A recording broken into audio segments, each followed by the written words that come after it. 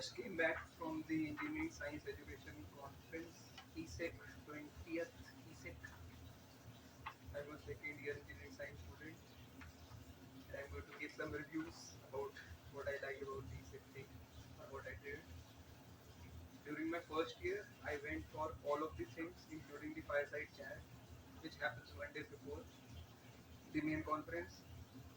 Which this time, once I reflected, I realized that there isn't much point in doing that if you are just going there for networking, because what I feel is networking works for people who are in other engineering who are just looking for jobs, and I'm pretty sure that networking in such a event doesn't get you jobs because the people here are mostly just scientists and researchers who are there to tell you about their own work, and at the end it's only your own skill that should matter.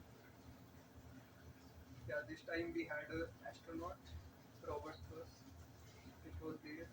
Then I attended with Professor Darren, not Professor, but Doctor from Engineering Science program at UFT, and then also PhD from UFT.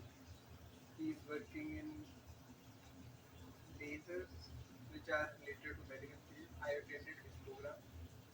During his time, there was also a talk by Deborah Raji, who was working on the machine learning and how they bias against recognition of faces of people belonging to the black community, which I had already learned about in the ethics, famous ethics course. So I thought I did not need to attend that.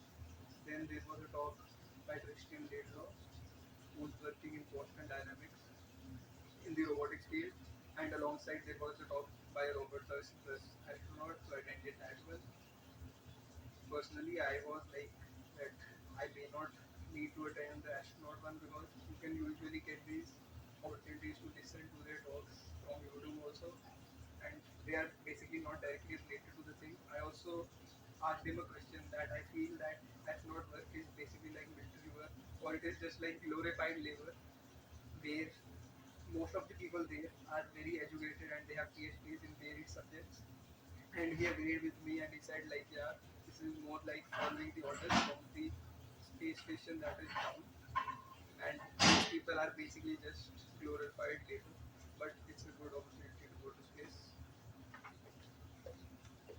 Lunch break is okay, okay.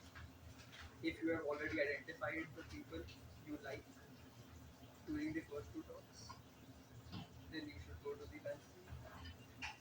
And the main problem is that whenever there is some fireside chats and stuff, people are always asking how do you overcome your challenges, and these are very stupid questions according to me because they are very repetitive, and that is what usually their talk is about.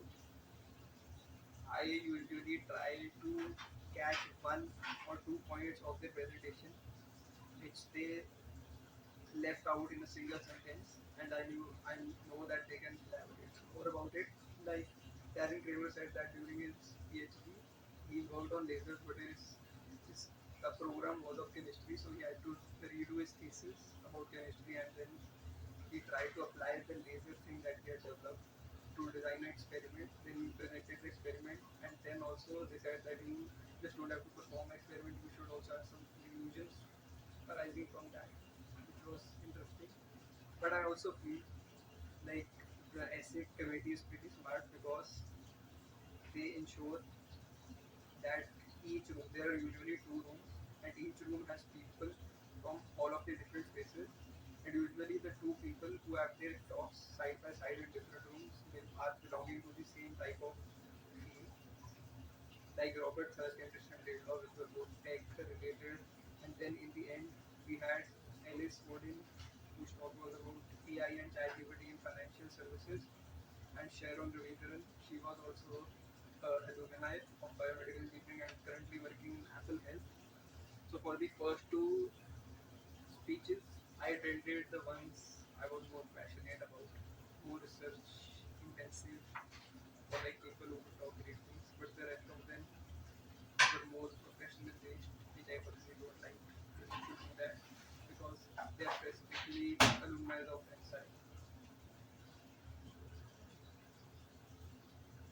So it may not be the best use of your time. But during what all you would do in that day, I would say that this can be a good use